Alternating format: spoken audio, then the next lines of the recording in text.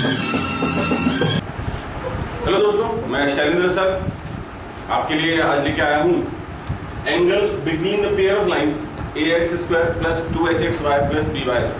पिछले सेक्शन में जैसा हमने देखा कि ये जो इक्वेशन लिखी हुई है ये दो स्ट्रेट लाइन के कॉम्बिनेशन से इस तरह से बनती है। कॉम्बिनेशन मल्टीप्लाई करके हमने बनाया था, आपको ध्यान होगा। हम इसके दो अलग अलग इक्वेशंस बना सकते हैं, ये भी आपको ध्यान होगा कि किस तरह से हम बेसिक क्वाड्रेटिक मेथड को यूज़ करके या फैक्टराइजेशन मेथड यूज़ करके हम इसके दो अलग अलग इक्वेशन निकाल सकते हैं। अब गाइस डेफिनेटली अगर वो दो इक्वेशंस हैं और वो दो इक्वेशन एक दूसरे को इंटरसेक्ट करनी है, कैसे भी कर सकती हैं, कैसे भी इंटरसेक्ट करती है, तो they might be having some angle among them, उनके बीच में बिटवीन देम सॉरी उनके बीच में कुछ तो भी एंगल बनेगा। तो आज हम बात करने वाले हैं इसी एंगल के बारे में। हमारे पास में कुछ पुरानी मेथड्स हैं और कुछ हम नया इस बात सीखने वाले हैं।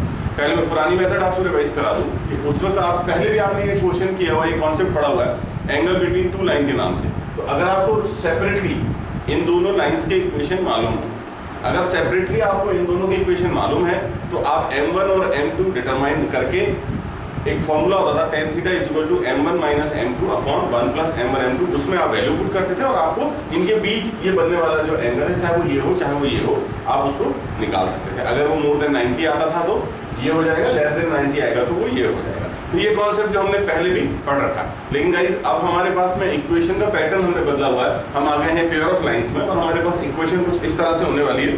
तो फिर हमें क्या करना है, तो मैं आपको बता दूं, बड़ा सिंपल सा होता है। जो थीटा की वैल्यू होती है वो होती है tan इनवर्स, ब्रैकेट लगा लेते हैं हम, यहाँ पर होता है 2 रूट के अंदर में h² minus ab upon a plus b, और ये ब्रैकेट हम बंद कर देते हैं। एक बात हमेशा याद रखिएगा कि जो डिनोमिनेटर है इसे आपको मॉड में लेना है to make it positive always.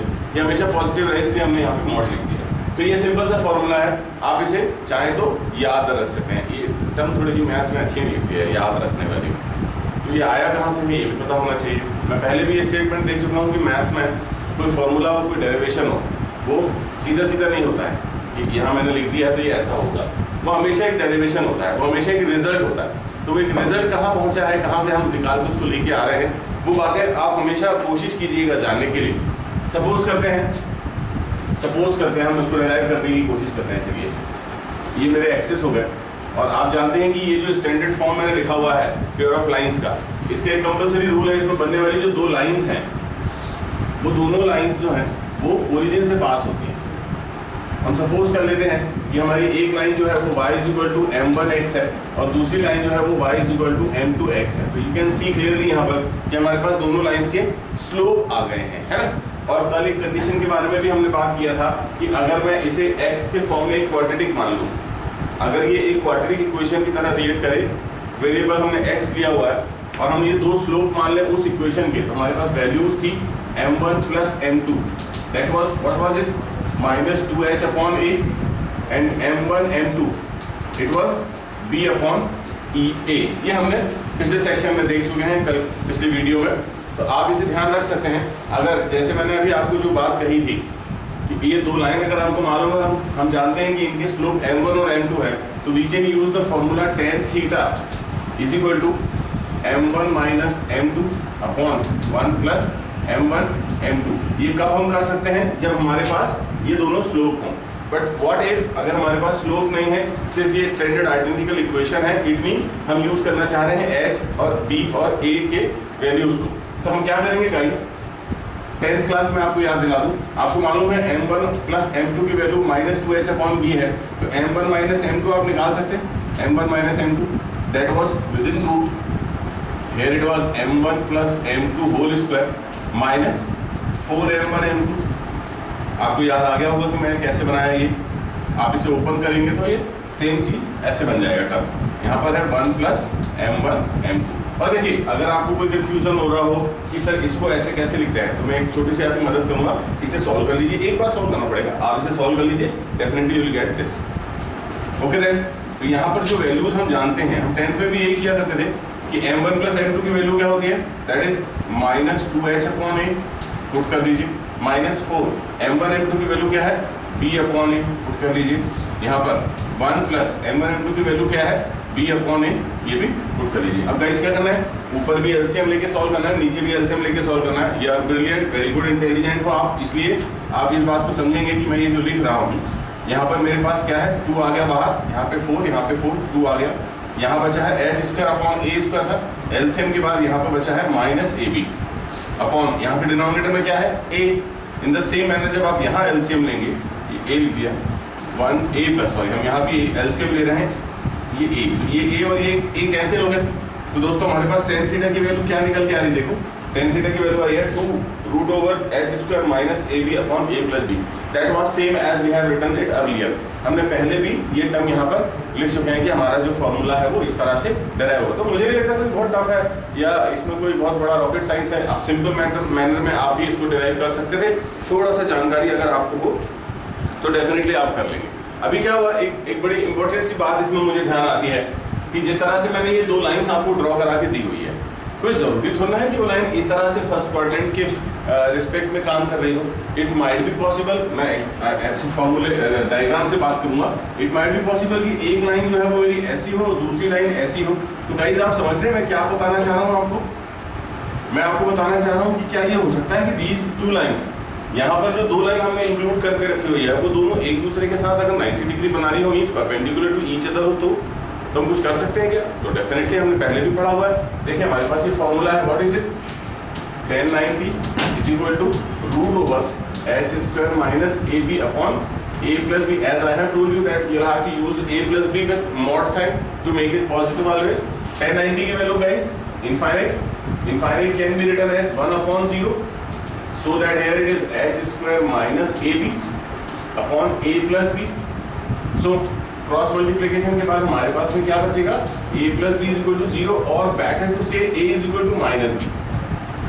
हमारे पास टर्म आ गई a is equal to minus b. अब आपको मैं एग्जांपल समझाता हूँ कि रिजल्ट का मीनिंग क्या है। अगर हमारे पास इक्वेशन लिखी है ax square plus 2hxy plus by square is equal to 0, suppose करो इक्वेशन ये, इस इक्वेशन में आप बोल सकते हैं क्या कि lines are perpendicular to each other? आप नहीं बोल सकते।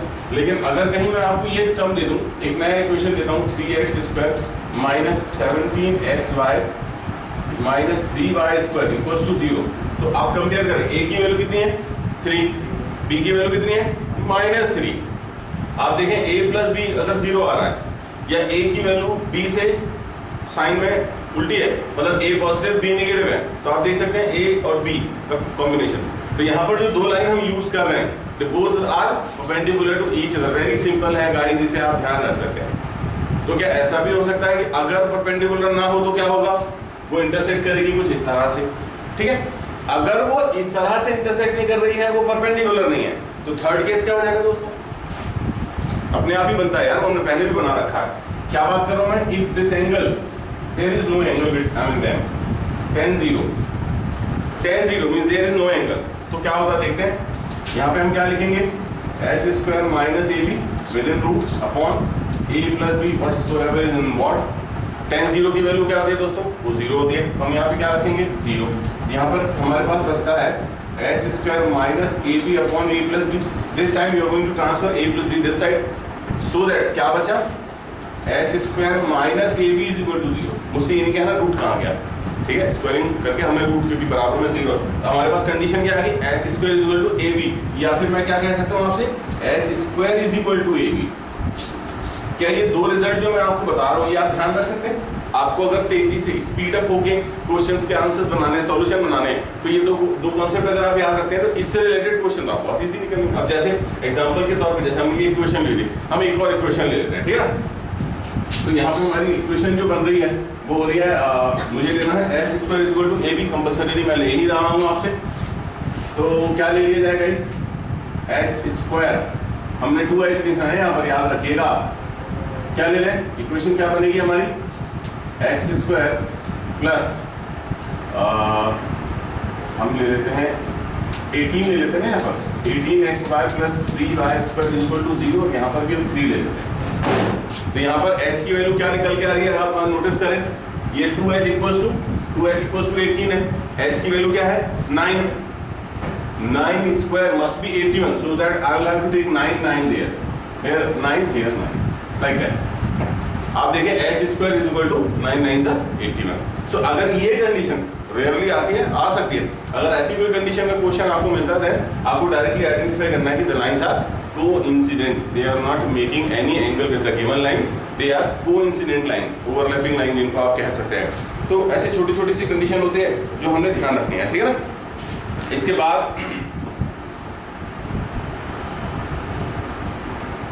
बाद हम क्या करेंगे,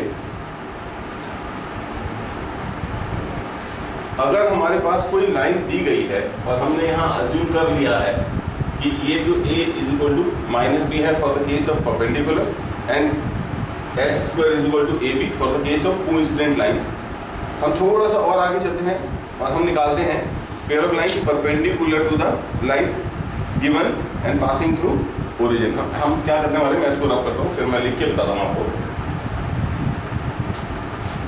अभी हमने देखा एंगल बिटवीन लाइंस, याद रखेंगे angle between lines that was inspired by the previous concept, जो स्ट्रेट लाइन में हमने पढ़ा हुआ है, बट हमने यहाँ पर जो लाइंस का कॉन्सेप्ट है वो बोरो किया है पेयर ऑफ लाइन से। अब हम फिर से वही काम करने वाले हैं, पेयर ऑफ लाइन, हम बात करेंगे pair of lines perpendicular to the lines ax² plus 2hxy plus by² equals to 0 and passing compulsory, ये बात तो आपको याद रखनी पड़ेगी क्योंकि अभी हम उस सेक्शन में नहीं आए हैं, अभी हमें सारी लाइंस जो है वो हमें पास करनी है पासिंग थ्रू ओरिजिन।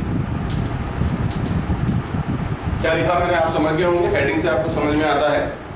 हेडिंग से क्या समझ में आता है कि हम बात करेंगे पेयर ऑफ लाइंस, मींस जब ये दो लाइंस को रिप्रेजेंट कर रही है, ये ऑलरेडी दो लाइन को रिप्रेजेंट कर रही है, तो इनके परपेंडिकुलर अगर मैं लाइन बनाना चाहूँ तो मैं किसी एक लाइन के परपेंडिकुलर तो बना नहीं सकता हूँ, तो मुझे दोनों के परपेंडिकुलर बनानी पड़ेगी। तो आप ये गैस करें कि जब मैं एक पेयर के परपेंडिकुलर बनाऊंगा, एक पेयर मेरे पास है, हम यहाँ एग्जांपल ले लेते हैं, ये मेरे एक्सिस होगा, x axis y axis, suppose करो मैंने दो लाइंस ऐसे बना रखी है, this is line 1, this is line 2, या मैं इक्वेशन लिखता हूँ, लाइन 2 है तो m2x, यहाँ पर y is equal to m1x। अब अगर मैं इस वाली लाइन, ये पहली वाली लाइन है ना, ये पहली वाली लाइन की परपेंडिकुलर लाइन ड्रॉ करा रहा हूँ, तो दैट वुड बी समथिंग कुछ ऐसा होगा, मैं L1 लिख रहा हूँ यहाँ ना, परपेंडिकुलर टू L1। अगर कहीं हम ये सेकंड वाली जो हमारी लाइन है y is equal to m2x, इसके परपेंडिकुलर अगर हम लाइन ड्रॉ करें तो दैट वुड बी समथिंग कुछ ऐसा, मींस ये लाइन कौन सी है, परपेंडिकुलर टू L2। तो अब हमारे पास हमने क्या देखा कि दो लाइंस थी, y is equal to m1x, y is equal to m2x, उन दोनों के परपेंडिकुलर अगर मैंने लाइंस ड्रॉ कराई हुई है, तो एक देखिए मैं अगर बात कर रहा हूँ pair of lines perpendicular two lines this, तो ऑब्वियस सी बात है कि मेरे पास दो लाइन है और मैं दोनों लाइन के परपेंडिकुलर लाइन ड्रॉ करना चाह रहा हूँ, तो that will result in the two lines, different two lines. मैं एक लाइन से दोनों लाइन के परपेंडिकुलर तो ड्रॉ करा नहीं सकता because both of them are not parallel, ये पैरेलल नहीं होती, ये हमको मालूम है, ये इंटरसेक्टिंग लाइंस है। तो इंटरसेक्टिंग लाइंस के परपेंडिकुलर अगर मैं लाइन ड्रॉ कराऊंगा, दो लाइन के परपेंडिकुलर डिफरेंट टू लाइंस ही आनी है, ये तो हमें समझ में आता है, ठीक है। अब अगर मैं आपसे पुरानी कॉन्सेप्ट फिर से हम यूज करेंगे स्ट्रेट लाइन को, अगर हमारे पास लाइंस की जो इक्वेशन थी, वी हैव लाइंस, हमने क्या ले रखी है, पहली है y is equal to m1x and y is equal to m2x, ये दो लाइन हमारे पास में पहले से है कि नहीं। अब अगर इन दोनों लाइन के परपेंडिकुलर मैं आपसे कहूं कि इन दोनों लाइंस के परपेंडिकुलर लाइन के इक्वेशन बताइए, तो ये स्ट्रेट लाइन का कॉन्सेप्ट हमने पढ़ रखा था, आपको याद होगा कि एक लाइन दी हुई होती थी, मैं आपको एक याद दिलाता हूँ, अगर हमारे पास लाइन है ax plus by plus c is equal to 0, तो इसकी परपेंडिकुलर लाइन अपन कैसे बनाते थे, कोफिशिएंट इंटरचेंज कराते थे, बीच का साइन बदल देते थे, ऐसे ही करते थे। तो हम क्या करते थे, y bx minus ay plus lambda is equal to 0, lambda निकाल लेते थे xy सेटिस्फाई करके। तो यहाँ तो हमें लैम्डा मिलना ही नहीं है क्योंकि हमारी लाइंस कहाँ से पास हो रही है, ओरिजिन से पास हो रही है, तो यहाँ तो लैम्डा का कॉन्सेप्ट रहना नहीं है। बट अगर इनके सामने इनको लाइन ले रखा हुआ है, तो मैं जो दूसरी लाइन की बात करूंगा, और अगर हम एक और कॉन्सेप्ट यूज कर सकते हैं तो वो भी हमारे लिए सिंपल है, क्या कि अगर इस लाइन का स्लोप आपको पता है y is equal to m1x, इसका स्लोप क्या है m1, तो इसके परपेंडिकुलर लाइन का स्लोप क्या होगा दोस्तों, वो होगा -1/m1। तो सिंपल है, और भी ज्यादा सिंपल है। अगर ये लाइन है y is equal to m2x, तो इसका स्लोप हुआ m2, इसके परपेंडिकुलर लाइन का स्लोप क्या हो जाएगा, -1/m2। हमें मालूम है कि दो लाइन अगर परपेंडिकुलर होती है तो उनके स्लोप का जो प्रोडक्ट होता है m1 × m2 is equal to -1 होता है। उस लिहाज से तो मैं यहाँ पे लिखना चाह रहा हूँ equation of lines perpendicular to the given line. ठीक है, तो इसके परपेंडिकुलर लाइन मैं लिख रहा हूँ y is equal to -1/m1x and y is equal to -1/m2x। ये सिंपल है, समझ में आ गया होगा, मुझे उम्मीद है ये बात तो सबको समझ में आती है ना। अगर मैं इनको एक्सटेंडेड तौर पे इक्वेशन बनाना चाहूँ ट्रांसफर करके, तो क्या मैं इस तरह से लिख सकता हूँ m1y प्लस x, और ये क्या बनेगी मेरी m2y plus x is equal to 0 आ जाएगा। अब हम इन दोनों को मल्टीप्लाई करते हैं, तो मल्टीप्लाई करें, simple multiplication, x goes to s it become x square. Now m1y goes to x and m2y goes to x. It means x will be common or xy you can take common. xy, that is m1 plus m2. Then what happens? m1 goes to m2, so that it is y square into m1 m2 equals to 0. So we have such kind of equation x square plus xy m1 plus m2 plus y square m1 m2 is equal to 0. तो हमने इसके पहले guys क्या कर रखा था, इसके just पिछले कॉन्सेप्ट में आपको याद होगा m1 प्लस m2 का हमको वैल्यू मालूम था और m1 m2 का वैल्यू मालूम था जो हमने इस इक्वेशन से निकाला था। ठीक है ना, यहाँ लिखता हूँ, आपको वापस से याद आ जाएगी। x square is equal to x square plus m1 plus m2 की वैल्यू क्या थी -2h/b, साथ में xy प्लस m1 m2 की वैल्यू क्या थी a/b I think a/b -2h/b था, a था, आई थिंक a था, इट वाज a और b था, इज इक्वल टू 0। यार कांस्टेंट है ना b, तो हम ऐसे लिखते थे क्वाड्रेटिक इक्वेशन में -b/a और c/a करके हम लिखा करते थे, उसी लॉजिक से हमने ये डेवलप किया। ठीक है, तो -2h/b xy plus a/b into y square. अगर आप इसमें एलसीएम ले लें तो इक्वेशन कैसे दिख रही है, bx² -2hxy plus ay square. दोस्तों जब आप यहाँ की बात कर रहे थे, देखिए ax स्क्वायर है by स्क्वायर, यहाँ पर आया bx स्क्वायर ay स्क्वायर, ठीक है, बीच में माइनस आया 2hxy। तो इसका मीनिंग क्या हुआ कि इन दोनों लाइंस के परपेंडिकुलर है ये लाइंस, ये दो पेयर ऑफ लाइन हमने लिखा, इनके परपेंडिकुलर पेयर ऑफ लाइन इससे रिप्रेजेंट होंगे। आप चाहे तो इसे याद रख सकते हैं, ये रिजल्ट ऐसे भी कोई बहुत बड़ा नहीं है, आप बना भी सकते हैं सिंपल, पर अगर आप डायरेक्टली याद रखते हैं देन आप बहुत इजीली क्वेश्चंस को आंसर कर पाएंगे। ठीक है, ये बात अपन मेमोराइज कर सकते हैं। ठीक है, तो इतनी छोटी छोटी सी कॉन्सेप्ट्स हैं जिनको अगर हम पढ़ रहे हैं तो डेफिनेटली ये आपको सपोर्ट करेगा। मैं फिर से आपको याद दिला दूं कि पेयर ऑफ स्ट्रेट लाइन को पढ़ने के लिए, बेहतर तरीके से सॉल्व करने के लिए आपकी स्ट्रेट लाइन में कमांड होना जरूरी है। आप देख सकते हैं कि हमने पिछले सेक्शन में भी देखा, आज के सेक्शन में भी देखा कि हम स्ट्रेट लाइन में जो कॉन्सेप्ट पढ़े हुए हैं उन सारे कॉन्सेप्ट्स को हम यहाँ पे यूज कर रहे हैं। तो अगर वो कॉन्सेप्ट हमारे दिमाग में फिट है, अच्छे से ध्यान में है, तो डेफिनेटली ये क्वेश्चंस आपको इजी लगेंगे। अच्छा, कई बार क्या होता है ना, क्वेश्चन होते बहुत टफ है, क्वेश्चन सही में टफ होते हैं, जब तक वो बनते नहीं वो टफ होते हैं, और जब वो बन जाते हैं तो उनसे सरल कुछ नहीं होता है। मुझे याद है एक बच्चा मेरे घर में नर्सरी पढ़ता है वो, तो उस बच्चे के लिए ए बनाना दुनिया का सबसे मुश्किल काम है। और वही बात अगर मैं आपसे कहूँ कि कैन यू ड्रॉ ए, तो आप कहेंगे सर हम आँख बंद करके ए बना सकते हैं। तो उस बच्चे के लिए वही काम कितना टफ है और आपके लिए वही काम कितना ईजी है। तो मैं सिर्फ ये बात कहूँगा, जब तक कोई चीज़ हमें बनती नहीं है तब तक वो टफ होती है। It's regarding maths and physics. तो आप नई चीज़ों को डील जरूर कीजिएगा, क्योंकि शुरुआत तो होगी और वो नहीं बनेंगी, बनना भी नहीं चाहिए अगर वो नया है। तो अगर उस कॉन्सेप्ट में कोई ऐसा वेटेज है जो आपको अच्छा वो सीखने को दे रहा है, तो डेफिनेटली वो आपसे इनिशियली तो नहीं बनना चाहिए। हाँ, थोड़ी मेहनत के बाद क्यों नहीं बनेगा। जैसे अगला क्वेश्चन मैं आपको समझाऊंगा कि find the angle between the lines. हमने जो कॉन्सेप्ट अभी पढ़ा हुआ उसी पे बेस्ड है। Find the angles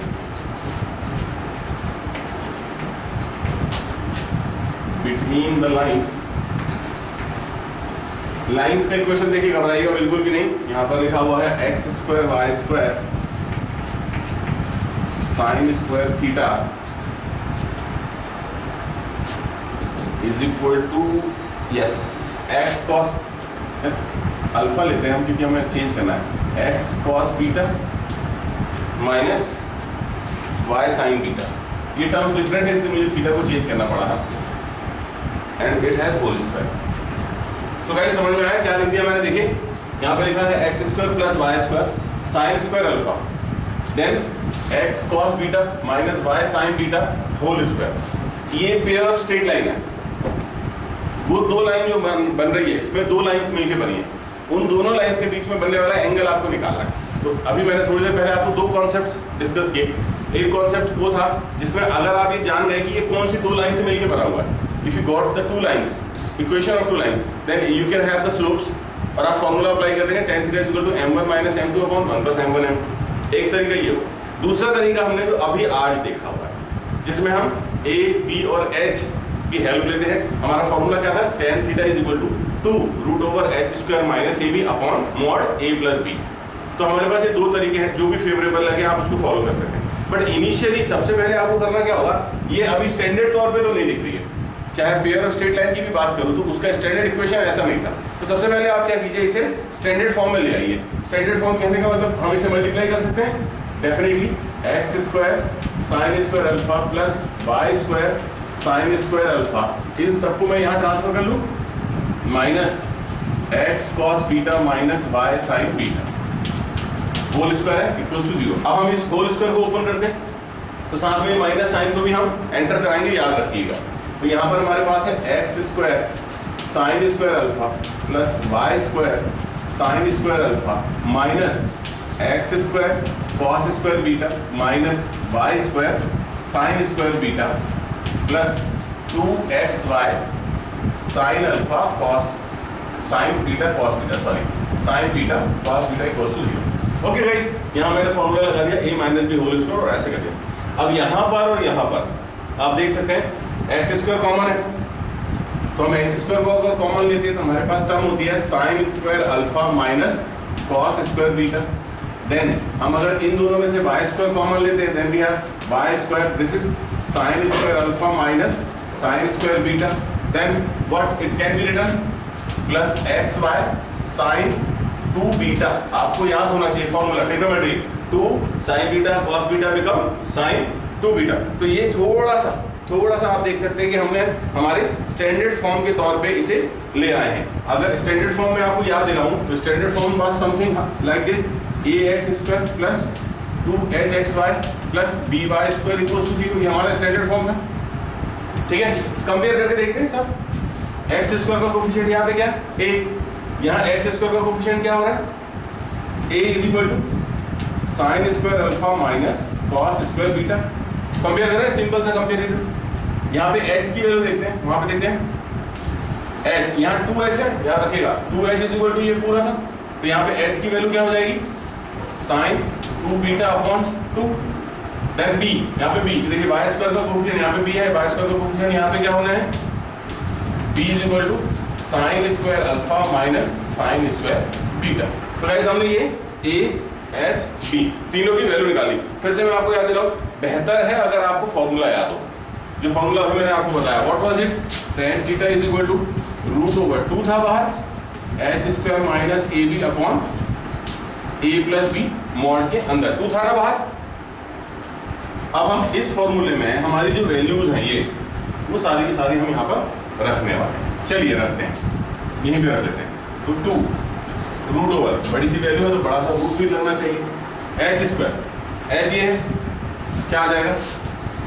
sign 2 beta. बेहतर है कि मैं इसे लिखूं 2 sine beta cos beta upon 2 और एंड देन होल स्क्वायर। मैंने ऊपर इसलिए कर दिया ताकि मैं ये 2 से 2 काट सकूं, ठीक है।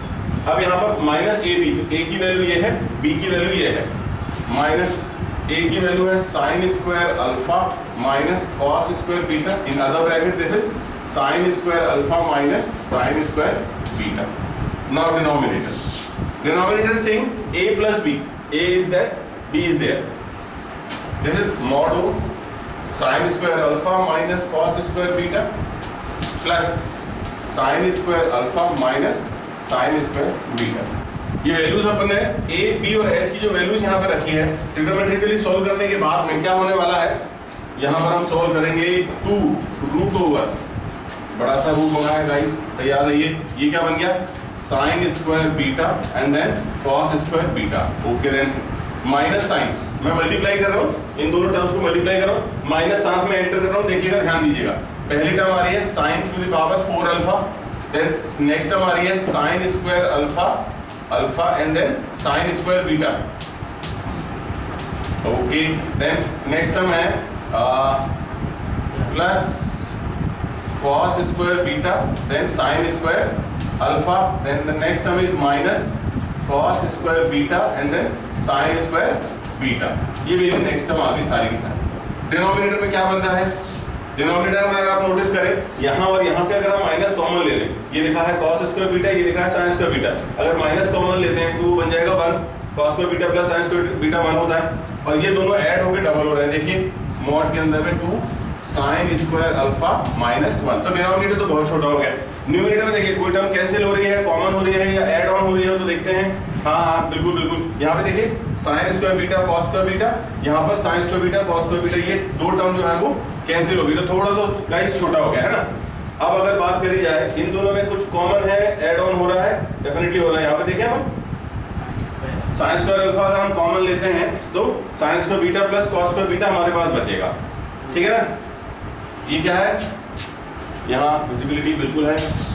यहाँ हम देखते हैं 2 रूट ओवर, पहले लिखा हुआ है minus sine to the power 4 alpha, and then ये जो दो टर्म्स हैं, ये यहाँ ध्यान दीजिएगा, ये साइन स्क्वायर अल्फा, ये साइन स्क्वायर अल्फा हमारे पास कॉमन आ रहा है।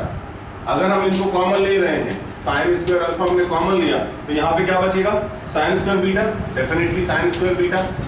यहाँ पे क्या बचेगा, plus cos square beta, plus cos square beta. Okay then, और डिनोमिनेटर में हमारे पास क्या है, 2 sine square alpha minus 1 mod के अंदर। तो दोस्तों यहाँ पे ऊपर एक रिजल्ट हमारे पास बन गया। देखिए ये हो गया 1, ये पॉजिटिव है, ये नेगेटिव है, तो मैं साइन स्क्वायर अल्फा कॉमन ले रहा हूँ। 2 root over sine square alpha अगर मैंने कॉमन लिया होता तो मेरे पास बचता 1 माइनस साइन स्क्वायर अल्फा, ठीक है। अपॉन में मैं इसे लिख सकता हूँ 2 sine square alpha minus 1 mod के अंदर। अब ये तो बहुत सिंपल हो गया। देखिए 1 माइनस साइन स्क्वायर अल्फा क्या होता है, कॉस स्क्वायर अल्फा, तो दोनों स्क्वायर होने की वजह से रूट से बाहर आ गए, रूट से बाहर आके हो गया 2 साइन अल्फा कॉस अल्फा। एक आइडेंटिटी होती है 1 minus 2 sine square alpha, 1 minus 2 sine square alpha become cos 2 alpha, ये cos 2 अल्फा है, लेकिन यहाँ टर्म उल्टी लिखी हुई है, रिवर्स है, माइनस कॉमन ले सकते हैं यहाँ पर हम, और मॉड लगा है इसलिए आंसर हमारा प्लस में आ जाएगा। मैं क्या कह रहा हूँ आपसे समझना मेरी बात को, मॉड के अंदर minus 1 minus 2 sine square alpha, ये मैंने लिखा हुआ है मॉड 1, तो 1 माइनस 2 साइन स्क्वायर अल्फा होता है cos 2 अल्फा, माइनस है, न्यूमरेटर क्या हो रहा है 2 sine alpha cos alpha, that is sine 2 alpha, upon ये क्या हो गया आपका cos 2 alpha, then the answer is 10 2 alpha. That is your required answer to determine the angle between lines. ये जो दो लाइंस हमने फॉलो की हुई है, इनके बीच जो बनने वाला एंगल है, उस एंगल की वैल्यू आ रही है 10 2 अल्फा। अब यहाँ सवाल ये पैदा होता है कि सर आपने ठीक है एक अच्छा सा क्वेश्चन सोल्व करा दिया, दिखने में टफ था। इस क्वेश्चन के पीछे की हिस्ट्री ये है बॉस कि सबसे पहले यहाँ तक तो हम कॉमनली बात करते हैं, वैल्यू पुट करने के बाद आप कर क्या रहे हो, सिर्फ यहाँ तक ये जो टर्म है फॉर्मूला है, इसके बाद आपने वैल्यू पुट करी, वैल्यू पुट करने के बाद आप क्या अप्लाई कर रहे हैं, बेसिकली ट्रिग्नोमेट्री। इस क्वेश्चन को इंक्लूड करने का मेरा जो रीजन था वो ये था कि क्वांटिटेटिव लेवल की बात करें या हम टीचर्स की बात करें, हम हमेशा ऐसे क्वेश्चंस को फेवर करते हैं जिन क्वेश्चंस में मल्टीपल चैप्टर्स के कॉन्सेप्ट यूज होते हैं। जैसे हम बात कर रहे थे straight line, then we goes to pair of straight line, and then within the pair of straight line we are using trigonometry fully. यहाँ तक आप पूरा ट्रिग्नोमेट्री यूज करें up to that last point. तो मेरे favour में, मेरे हिसाब से ऐसे वाले क्वेश्चन मैं किसी भी कॉम्पिटिशन एग्जाम में देना पसंद करूंगा, क्योंकि ये 3 चैप्टर से मिलके बना हुआ है। तो हमेशा याद रखिएगा जब भी आप तैयारी करें, जब भी आप किसी भी कंपटीशन के लिए तैयार हो रहे हो, तो अपने आप को मल्टी चैप्टरिंग बनाइएगा, जिसमें बहुत सारे क्वेश्चन आपको मिलते हैं अलग अलग चैप्टर में। कई बार मैंने देखा है कि क्वाड्रेटिक इक्वेशन में एपी के क्वेश्चन आ रहे होते हैं। जैसे मैं देखता हूँ कॉम्प्लेक्स नंबर में ट्रिग्नोमेट्री तो आती है, डेफिनेटली आती है, वहाँ पे एपीजीपी भी आने लग जाती है। कहीं हम एपीजीपी की बात करते हैं उसमें ट्रिग्नोमेट्री को यूज कर लिया जाता है, ट्रिग्नोमेट्री में एपीजीपी को हम यूज करते हैं। स्ट्रेट लाइन की बात करूं या कोनिक सेक्शन, ये तो बिना ट्रिग्नोमेट्री की हेल्प के पॉसिबल ही नहीं है कि इसको बनाया जा सके, क्योंकि आप तो जानते हैं स्लोप माने tan थीटा होता है। तो ऐसे बहुत सारे कॉन्सेप्ट हैं जो अलग अलग चैप्टर से मिलके किसी एक चैप्टर में क्वेश्चन बना के आपको दिया जाता है। ऐसे क्वेश्चन को फेवर कीजिएगा, प्रैक्टिस करते रहिएगा, ये प्रैक्टिस ही है जो आपको मास्टर बनाने वाली है। कुछ इस तरह के क्वेश्चन करके देखिएगा, टॉपिक बहुत सिंपल है, लेकिन आप 2-3 बार जब प्रैक्टिस कर लेंगे तब कहीं जाके ये टॉपिक आपकी कमांड में डेफिनेटली आ जाने वाला है। तो thank you, best of luck.